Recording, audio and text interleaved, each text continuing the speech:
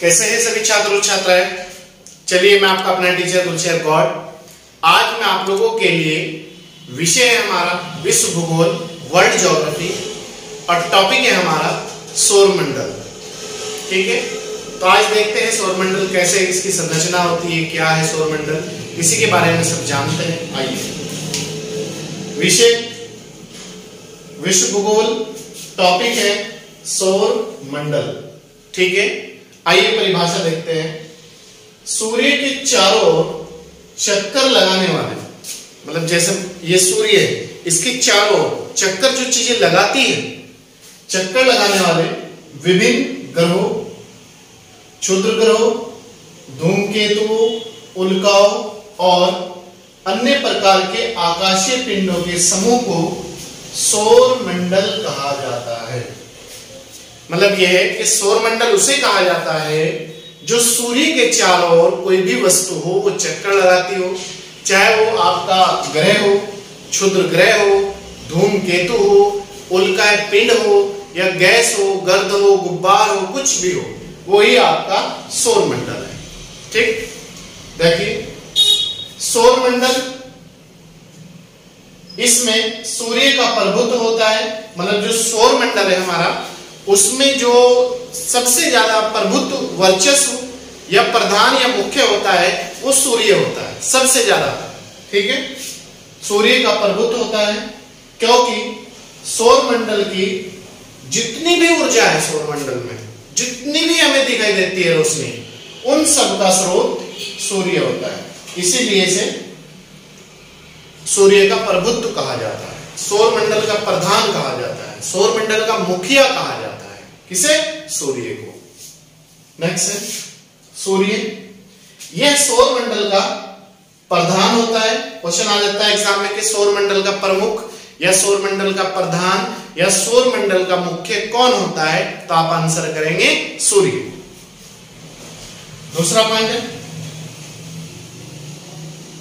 सूर्य मंदाकिनी के केंद्र के चारों ओर 250 किलोमीटर की गति से चक्कर लगाता है। मंदाकिनी में अलग टॉपिक कराऊंगा आप लोगों को, तो याद रखना सूर्य मंदाकिनी के केंद्र के चारों ओर कितनी स्पीड से चक्कर लगाता है। अगर क्वेश्चन आ जाए 250 किलोमीटर की गति से चक्कर लगाता है। ठीक है, नेक्स्ट है सूर्य हमारी मंदाकिनी दूध मेखला, मंदाकिनी का नाम है दूध मेखला, के केंद्र से 30,000 प्रकाश वर्ष दूरी पर स्थित है। ठीक है, जो सूर्य है, जो हमारी मंदाकिनी है, जिसे दूध मेखला कहा जाता है, मिल्की वे भी कहा जाता है, उससे जो सूर्य का डिस्टेंस है, उससे जो दूरी है सूर्य की, वो है 30,000 प्रकाश वर्ष।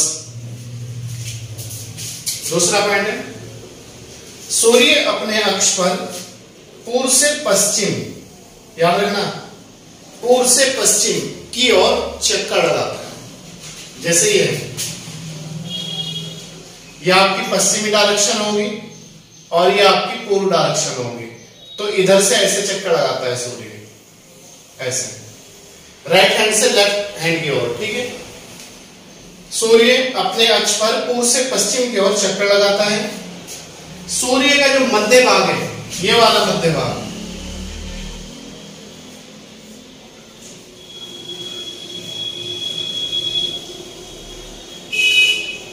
ये जो वाला मध्य भाग है, ये 25 दिनों में एक घूर्णन पूरा करता है, मतलब एक चक्कर पूरा करता है 25 दिनों में। और ये जो ये कॉर्नर वाला ध्रुवीय भाग, ये वाला और ये वाला, ये 35 दिनों में एक चक्कर पूरा करता है।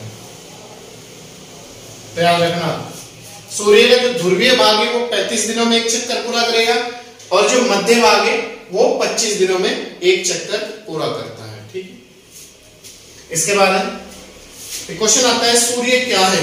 सूर्य क्या है, तो आप आंसर कर देंगे वहां एग्जाम में, सूर्य गैसीय गोला है, क्योंकि इसमें अनेक प्रकार की गैस पाई जाती है।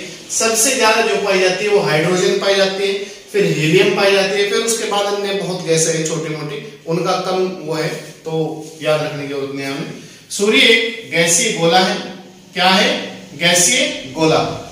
इसमें सबसे ज्यादा इसमें सबसे ज्यादा हाइड्रोजन 71% पाई जाती है। याद रखना सूर्य एक गैसीय गोला है, इसमें सबसे ज्यादा जो गैस पाई जा वो हाइड्रोजन पाई जाती है, और दूसरा हीलियम 26-26.5%, और उसके बाद है अन्य तत्व 2.5%। क्लियर? नेक्स्ट है सूर्य का जो केंद्रीय भाग है, ये वाला, ये केंद्रीय भाग करोड़ कहलाता है, इंग्लिश में से कोर कहते हैं, करोड़ या कोर कहलाता है, तथा सूर्य की बाहरी सतह का तापमान 6000 डिग्री सेल्सियस होता है। ये जो बाहरी सतह है ना, जो हमें चमकता हुआ दिखाई देता है सूर्य, तो इसका जो बाहरी सतह का जो टेम्परेचर होता है या तापमान होता है वो 6000 डिग्री सेल्सियस होता है, और इसके मध्य भाग को करोड़ या कोर कहते हैं। क्लियर? नेक्स्ट, प्रसिद्ध खगोल शास्त्री हैस-बैथ ने बताया था कि सूर्य के केंद्र पर 4 हाइड्रोजन नाभिक मिलकर, ये जो है सूर्य का केंद्र है, इसमें 4 हाइड्रोजन नाभिक मिलकर, मतलब जैसे 1 2 3 4, ये 4 हाइड्रोजन नाभिक मिलकर सूर्य के केंद्र पर 4 हाइड्रोजन नाभिक मिलकर एक हीलियम का निर्माण करते हैं। क्वेश्चन ये आता है कि कितने नाभिक मिलकर सूर्य पर एक हीलियम का निर्माण करते हैं? 4 हाइड्रोजन नाभिक मिलकर सूर्य पे एक हीलियम का निर्माण करते हैं। यह सूर्य का जो केंद्र होता है उसमें क्या होता है? 4 हाइड्रोजन होते हैं और एक नाभिक होता है। नेक्स्ट है नोट, सूर्य के केंद्र पर नाभिकीय संलयन होता है जो सूर्य की ऊर्जा का स्रोत है। तो आप याद रखना, सूर्य जो है हमारा वो नाभिकीय संलयन के सिद्धांत पे काम करता है। नाभिकीय संलयन, नाभिकीय संलयन में क्या होता है? संलयन का मतलब होता है किसी चीज को इकट्ठा करना, एक जगह कलेक्ट करना, एक जगह रख देना, एक जगह मिला देना, ये सब नाभिकीय संलयन होता है।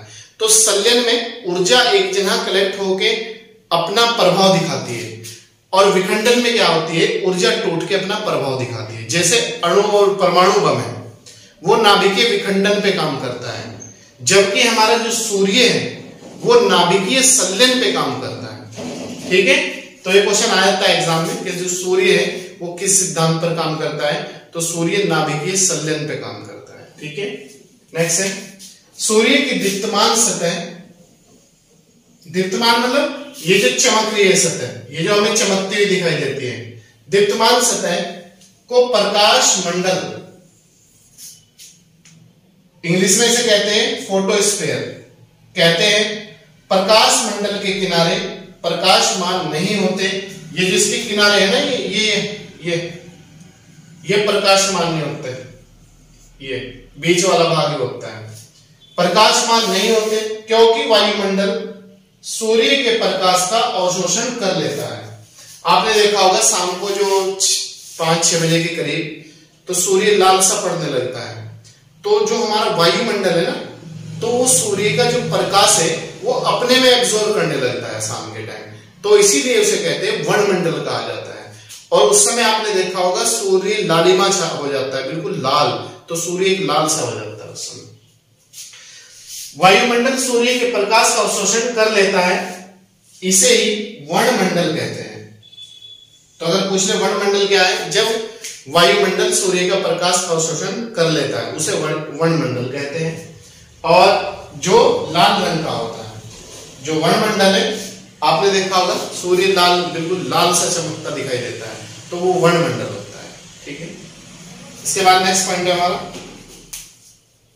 इसके बाद नेक्स्ट पॉइंट है हमारा, सूर्य के बारे में यह बताया जाता है, जो हमारा सूर्य है उसके बारे में बताया जाता है कि भविष्य में सूर्य की जो ऊर्जा, जो हमारा जो सूर्य है वो कब तक हमें ऊर्जा दे सकता है, कब तक हम उसकी ऊर्जा का यूज कर सकते हैं। तो इसमें यह बताया गया है कि जो समय है 10⁻11 वर्ष, 10 को 11 से 11 बार गुना कर दो तो 10⁻11 वर्ष निकल के आ जाएगा। पता नहीं करबो खरबो सर पता नहीं कितना है, तो यह बताया गया है।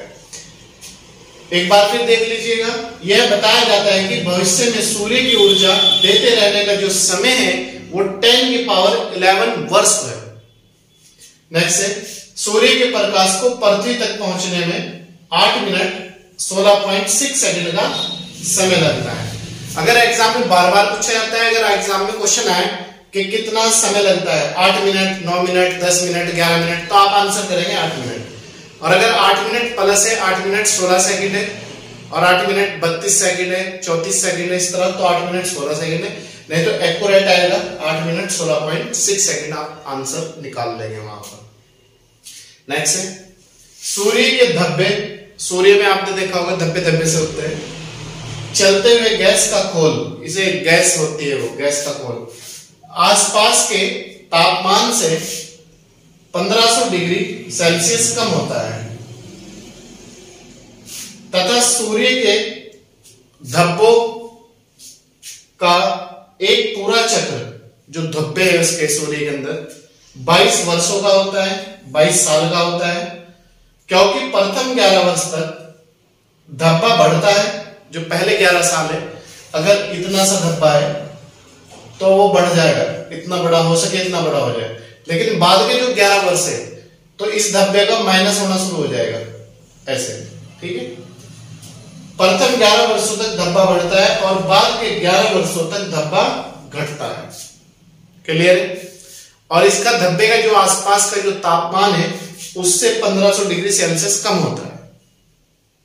नेक्स्ट है, इस समय पृथ्वी पर चुंबकीय झंझावत, मतलब जब ये स्थिति आती है, धब्बा घटना शुरू होता है, पृथ्वी पर चुंबकीय झंझावत उत्पन्न होता है, जो मैग्नेट है, इससे चुंबकीय सुई की दिशा बदल जाती है। जो सूर्य की जो चुंबकीय सुई है उसकी जो डायरेक्शन है वो बदल जाती है, जिसके बाद रेडियो, टेलीविजन, टेलीफोन, बिजली से चालित मशीनें आदि में गड़बड़ी उत्पन्न होने लगती है। फूक वगैरह फूक जाती है, आपने देखा होगा, शॉर्ट होने लगती है चीजों में, पंखा वगैरह फूक जाते हैं जब बिजली कड़कड़ाती है। तो इस तरह की घटनाएं वो इसी समय होती है जब सूर्य के जो धब्बे हैं वो पहले बढ़ता है फिर घटता है, और जब घटता है तो उस समय पृथ्वी पर जो चुंबकीय झंझावत है वो उत्पन्न होता है। और चुंबकीय झंझावत के उत्पन्न होने के बाद ही जो हमारा बिजली है, कम्युनिकेशन चीजें है, चाहे वो बिजली से चलने वाली हो या कहीं से भी, तो वो उनमें फॉल्ट होना उत्पन्न हो जाता है। इसके बाद है सूर्य का व्यास 13,92,000 किलोमीटर है। जो हमारा सूर्य है, जो इसका पूरा व्यास है वो 13,92,000 किलोमीटर है। यह पृथ्वी के व्यास का लगभग 110 गुना है, पृथ्वी के व्यास से ज्यादा है, ठीक है। सूर्य का व्यास ज्यादा है, पृथ्वी का व्यास कम है। नोट, सूर्य हमारी पृथ्वी से 13 लाख गुना बड़ा है, 13 लाख गुना बड़ा है, और पृथ्वी पर सूर्य के तापमान का 2 अरबवां भाग आता है। मतलब जो सूर्य का टोटल टेम्परेचर है, जो सूर्य का टोटल तापमान है, उसका जो पृथ्वी पे जो हम 33 डिग्री 40 डिग्री तक हम फील कर रहे हैं महसूस गर्मी, तो उसका 2 अरबवां हिस्सा पृथ्वी पे आता है, बाकी ऊपर ही रहता है। अब आप एक माइंड में सोचो, आप एक सोच उत्पन्न करो कि अगर वो पूरे का पूरा 2 अरबवां जो हिस्सा है वो पृथ्वी पर आ जाए किसी कारण से, ईश्वर ना करे कभी ऐसा हो, इस तरह की घटनाएं घटे, तो क्या कोई भी चीज बच सकती है पृथ्वी पे? नहीं बच सकती। अब आप ये देख लो 30, 35, 40 डिग्री के टेम्परेचर में हम कितने परेशान हैं, ठीक है। नेक्स्ट है मध्य रात्रि। सूर्य का अर्थ है मध्य रात्रि, सूर्य का अर्थ है सूर्य का जो ध्रुवीय भाग है, ध्रुवीय व्रत, मतलब जैसे ये सूर्य है तो इसका ये ध्रुवीय और ये ध्रुवीय, ऊपर ये वाला हिस्सा और ये वाला हिस्सा। ध्रुवीय व्रत में देर तक चमकना मध्य रात्रि का सूर्य आर्कटिक क्षेत्र में दिखाई देता है, ठीक है। मध्य रात्रि सूर्य का अर्थ होता है जो सूर्य का ध्रुवीय भाग है, ये वाला हिस्सा और ये हिस्सा, देर तक चमकता है सूर्य, कॉर्नर जो है आपके, ठीक है। और मध्य रात्रि का जो सूर्य है वो आर्कटिक पर दिखाई देता है, आर्कटिक, ठीक है। नेक्स्ट है कोपरनिकस ने बताया था कि सूर्य ब्रह्मांड के केंद्र पर है, मतलब जो पूरा ब्रह्मांड है हमारा, वो सूर्य जो है, कोपरनिकस ये कह रहे कि उसके ब्रह्मांड पर जो सूर्य है उसके ब्रह्मांड पर है, ब्रह्मांड पूरा सूर्य के केंद्र पर है। कोपरनिकस ने बताया था कि सूर्य ब्रह्मांड के केंद्र पर है, मतलब जो ब्रह्मांड सूर्य टिका हुआ है वो ब्रह्मांड के केंद्र पे टिका हुआ है, सेंटर वाले हिस्से में, तथा ग्रह इसकी परिक्रमा करते हैं, ग्रह इसके चक्कर लगाते हैं सूर्य के चारों ओर। अतः सूर्य विश्व के ब्रह्मांड का केंद्र बन गया है। इसे ही सूर्य सिद्धांत कहा जाता है। ठीक है, मतलब कोपर्निकस ये कह रहे कि जो सूर्य है वो ब्रह्मांड का केंद्र है और जो ग्रह है वो इसके चारों ओर चक्कर लगाते हैं, और विश्व के ब्रह्मांड का जो सूर्य है वो विश्व का जो ब्रह्मांड है उसका केंद्र बन गया है, और इसे ही सूर्य सिद्धांत कहा जाता है। कोपर्निकस ने इस बात को। केपलर भी देखते हैं, केपलर क्या कहते हैं।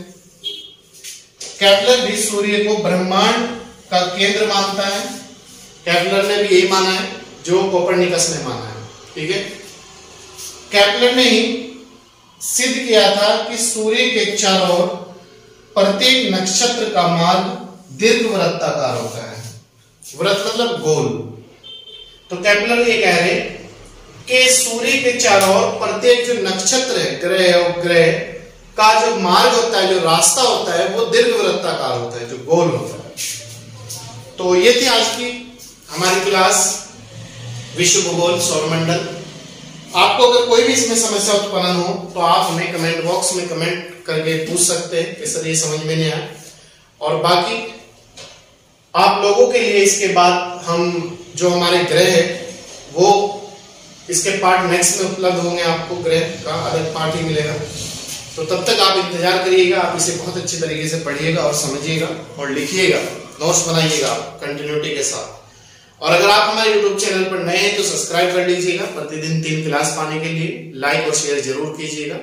और एक हफ्ते में 3 करंट अफेयर की क्लास उपलब्ध होती है आपको, और 3 टेस्ट उपलब्ध होते हैं। आप चाहे स्टेट लेवल की तैयारी कर रहे हो चाहे सेंट्रल लेवल की, दोनों के अकॉर्डिंग आपको टेस्ट दिए जाते हैं। और अगर आप पुराने हैं YouTube चैनल पर तो कंटिन्यूटी के साथ जुड़े रहिएगा और लोगों को जोड़ने का प्रयास करिएगा, और ज्यादा से ज्यादा लाइक और शेयर कीजिएगा। चलिए, मैं आपका अपना टीचर गुलशेर गौर, और हमारे यहाँ ऑनलाइन और ऑफलाइन दोनों मोड पर क्लास उपलब्ध है। आप चाहे तो ऑनलाइन भी ले सकते हो और ऑफलाइन भी ले सकते हो। ऑनलाइन क्लास का जो एप्लीकेशन ऐप है वो है विनायस कैंपस रुड़की के नाम से। वहां पर पूरा शेड्यूल पड़ा हुआ है क्लासों का, और किस सब्जेक्ट के लिए कौन सी क्लास है, क्या है, सब पूरा A to Z वहां पर वो है। तो आप वहां से जाके एक बार चेक कर सकते हैं। चलिए, आप लोगों का मोस्ट वेलकम।